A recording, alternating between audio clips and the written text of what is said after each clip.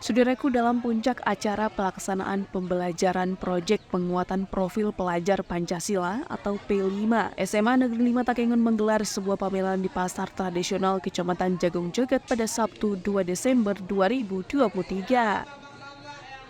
Kegiatan ini merupakan bagian dari implementasi kurikulum Merdeka, di mana SMA Negeri 5 menampilkan pasar pangan dengan tema kewirausahaan atau rasa dunia dalam setiap gigitan. Acara ini terbuka untuk umum dan berdampingan dengan pedagang pasar tradisional di lokasi tersebut. Dr. Randa Sugiono, Kepala Sekolah SMA Negeri 5 Takengon menjelaskan bahwa tujuan kegiatan ini adalah untuk meningkatkan kreativitas siswa dalam mengembangkan ekonomi home industri dengan memanfaatkan bahan lokal.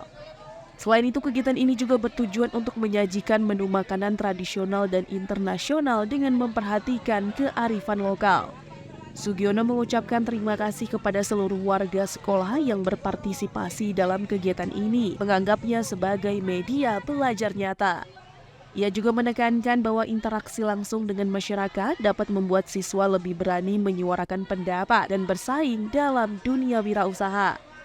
Nova Safitri, Koordinator Proyek P5 menjelaskan bahwa pasar pangan ini melibatkan 36 lapak kuliner sebagai bagian dari kegiatan yang bertujuan mengembangkan pemahaman kewirausahaan bagi siswa dan siswi.